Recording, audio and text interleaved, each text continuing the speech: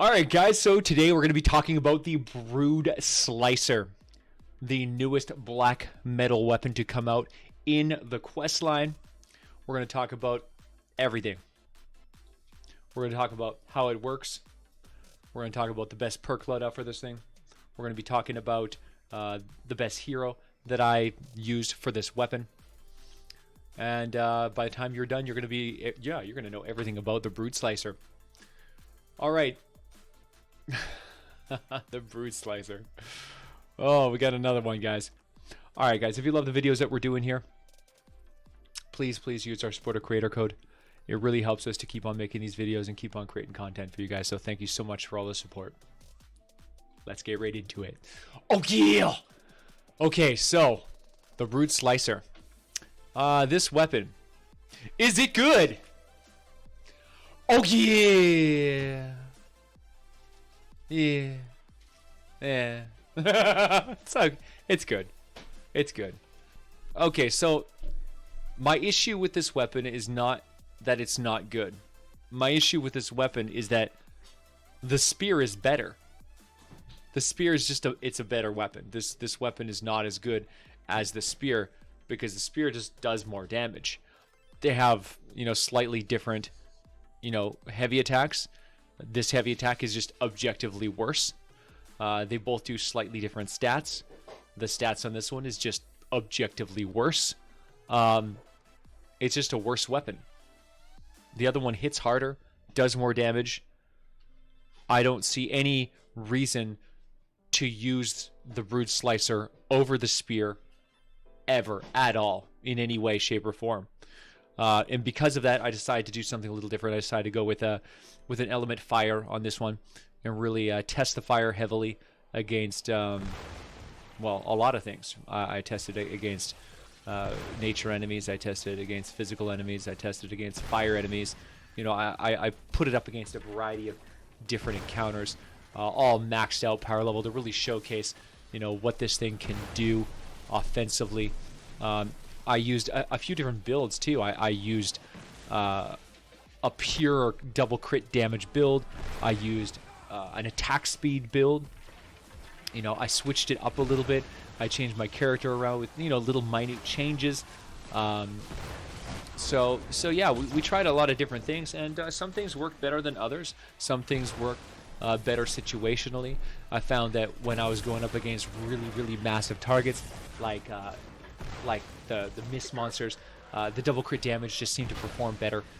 You get that, bigger crits, taking down those bigger guys, and then when you have a little bit more attack speed, you're more versatile. You can just do better in all situations. You're able to kill smaller guys more effectively. You're still able to kill big guys, but having that, being able to switch between the two, because I started out with a double crit damage, decided I wasn't really feeling it. It just, on the whole, it just felt like it was too clunky. Switched to an attack speed, felt way better, but then pulled back the double crit damage one, and realized, oh, you know what, this is legit amazing against massive targets. It's just like using it all the time, it just feels too clunky and too slow. But situationally, the double crit damage actually is legit superpower, amazing damage. So really good. As you can see, the build that I ended up sticking with in the end was attack speed with crit rate, crit damage, and of course the mega damage when you get low on health. We went with fire, element fire, and that did really well. That ends up putting it to a 0.69 attack speed, which is pretty good. Not too shabby. You feel like you're attacking pretty good. You got over 50% crit rate, which is phenomenal. Your critical damage is okay, 210%, so not too bad. Pretty strong. That extra attack speed really felt worth it for the most part. If I had to choose between attack speed or double crit damage, I'd probably go with the attack speed, because ultimately the deciding factor was the Whirlwind attack, and the Whirlwind attack just seemed very lacking, very lackluster. You do a little boom spin, hit a bunch of stuff. It's good, but so many times I found myself expecting it to have more distance, more range, more reach than it actually had, and a lot of the Whirlwind would miss before I actually even got in there and really hit the enemy. And that can be worked out with practice and stuff, but ultimately it just doesn't have the range, it doesn't have the effectiveness I don't see a huge reason to do a whirlwind attack when you can just attack, and it's not really all that different. Really, truly, like the damage difference is not a big deal. You have that little extra knockback. You can knock enemies back, but that's not an advantage for me. In most cases, I wish I didn't have any impact. I'd rather just, just tear the enemies up and have them stay right in my attack zone. The only exception to that is when you're fighting riots and you really want to knock them down and get them off of their shield. But other than that, I don't really want to knock the enemies back. So yeah, I don't know. I'm not a really big fan of the whirlwind attack myself. So this weapon really didn't resonate with me the same way that the spear did. I found the spear to be a much more satisfying experience with a much better heavy attack and just a better overall experience. Better selection with hero, supports and stuff.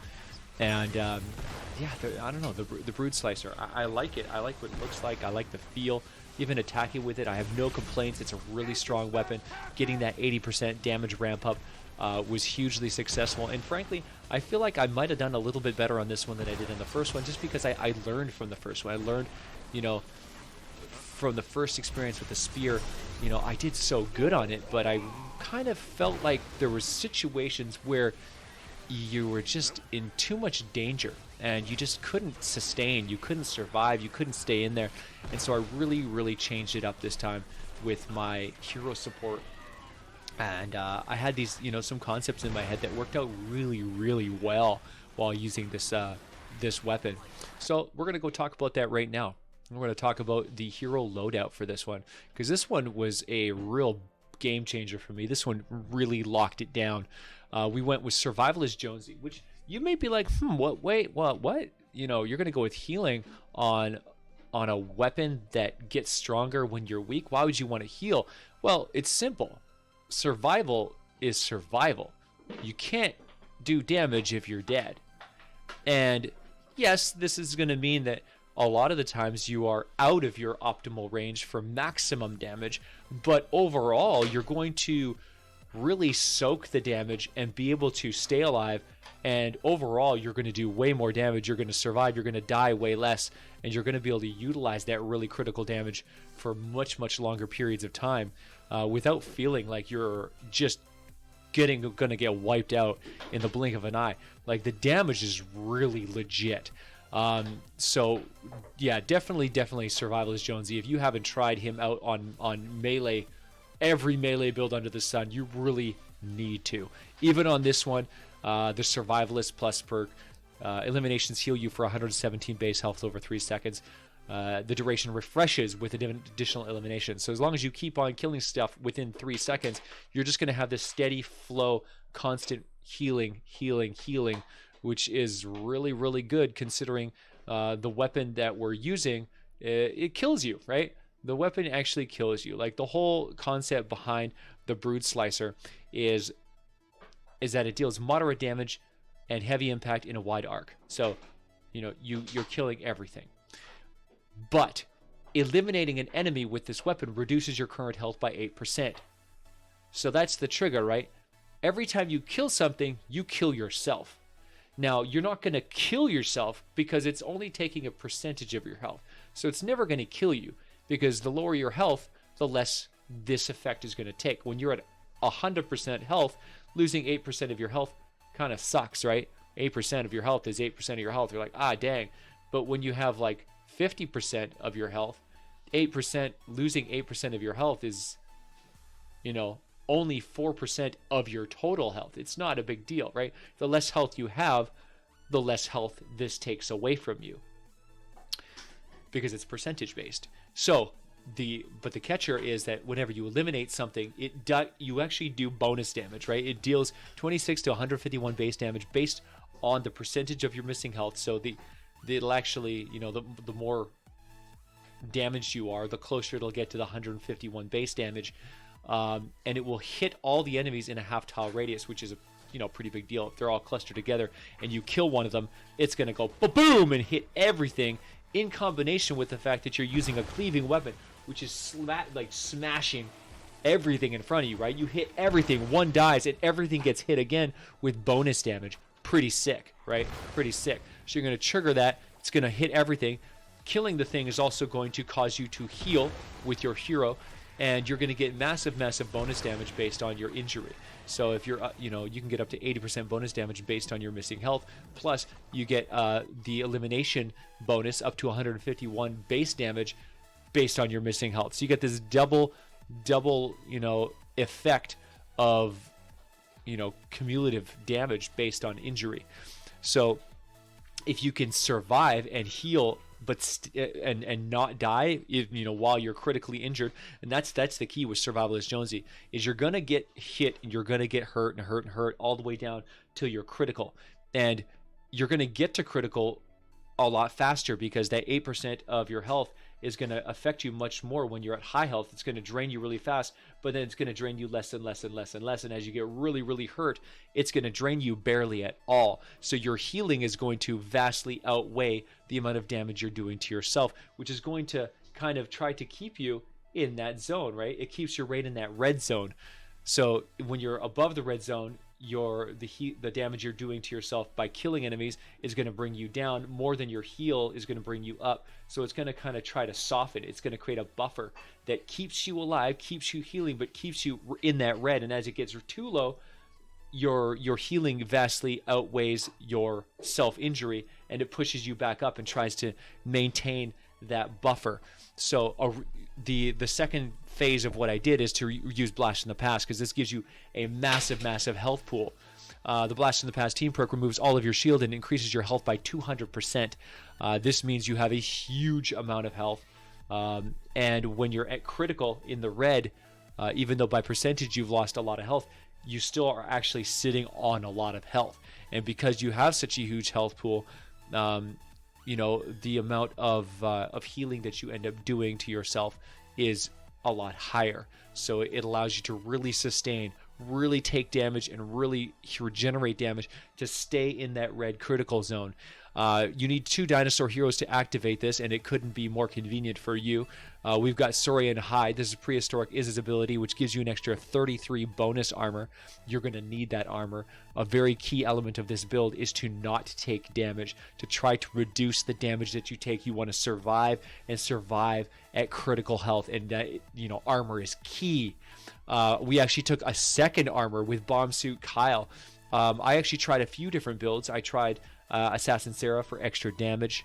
I tried Bomb Suit Kyle, which was the one that really resonated heavily with me. There's a few other different things that you can try, but those are the 2 that I gravitated to the most. Assassin Sarah is more of when you're using the attack speed bonus. She gives you, because you can hit faster and attack faster, you can maintain those 5 stacks, giving you an extra almost 23% bonus damage. But for me personally, I found that the bomb suit was much better. Getting the extra 22 armor, stacking with the extra 33 armor, gives you an extra 55 armor. That 55 armor is essential, absolutely essential to keeping your survival, staying alive in that red critical zone, and having your self-healing outperform the damage that you're doing to yourself and the damage that you're taking from outside sources. So it's really nasty. To the second dino that you need to activate the Blast in the Past, of course, is Saurian Claws. That's Paleo Luna's ability. She is just nasty. She gives you an extra 5.5% of your current health gets converted into melee damage. So the healthier you are, the more bonus damage you get, so that when you're at high health, you still do lots of damage, and then as your health goes down, you get less effect from this one, but more effect from your weapon. So it really works out really well. There is no other dino that's even worth taking, because the other one is a ranged weapon damage. The other one is energy, and neither of those are valuable in the slightest to this particular build. So these are basically the only two dino heroes that are going to give you effect with this build. So they're the perfect choices. Next, we have Anatomy Lessons. This is Whiteout Fiona's ability that gives you a bonus 15 crit rate to Scythes. This is fantastic. This is the one that pushes you up over 50%. It's phenomenal. You need that over 50% because you want to crit as much as you can to take advantage of your big crits, especially if you're using the double crit damage one. This is huge damage. Then to really double down on the crits, because you're going to be critting over half your strikes, the corrosive strike attack from Deadly Blade Crash is going to give you an extra 30% snare and affliction, which deals 37% of your damage dealt every second for 3 seconds. So when you get those melee crits, it slows the enemy down and then does a damage over time that does amazing bonus damage, which is especially effective when you're fighting against really large targets like mini bosses, smashers, any mist monster. Really, that bonus crit, it's like amplifying your crit to the max to do the maximum amount of damage as you can. So that is the support loadout. This one works so well. If I went back to the spear, I'd probably rack up this one here. I'd probably try to mimic this one as much as I could, and you know, really focus on survival, because I really feel like when you're using the black metal weapon sets, you know, you need to have the craziest amount of damage mitigation possible, because you're gonna take hits and you're gonna be running around at critical damage, and you want to be in that red zone, but you need to be able to survive. And the survival, I think I've never found as much survival as I did with this build here. This one is like the ultimate, the keynote for survivalists. Survivalist Jonesy, Saurian Hide, Bomb Suit gives you all the tools you need to soak damage and heal damage and survive in the red. And then all the other healers are there to augment the already incredible power of these black metal weapons. And man, oh man, the Scythe it's a nasty weapon. I don't think it's as good as the spear, but all in all, the Brute Slicer, you know, is just an incredible tool that you're going to have a lot of fun with as a wide cleave. The heavy attack is fun. If you learn to utilize it, you know, effectively, you can really knock a whole group of enemies flying and do some pretty decent damage. And really just, man, melee works so well with melee works so well with this missing health style of gameplay. Maybe just because the melees are so much better, you know, made than the other black metal weapons, because of, you know, bad reload speed and bad, you know, sustained damage and usability. The melees don't suffer from that. They're very seamless. They're very effective. They're very well statted, and there's no real major weaknesses to this set. So I can't wait to see what comes out next, because the Brute Slicer definitely gets thumbs up from me. All right, guys, I really hope that you enjoyed this review. I hope it helps you, you know, build it effectively and understand, you know, the strengths and weaknesses and how to really fine-tune this to get the effect that you want out of it. If you like this video, make sure you leave a thumbs up, guys. It really helps the channel grow. Make sure you like and subscribe. Ring that bell for notification. And I can't wait to see what you guys say in the comments down below. It'll be interesting to see what you guys thought of this weapon. And if you have any suggestions for future videos, please leave a comment, and we'll crank it out. Rock and roll, guys. Thank you so much for being a part of the VASH Corps. Thank you for having my back and supporting this team and supporting this game. I love you guys. I will see you guys in the next one. Oh, yeah!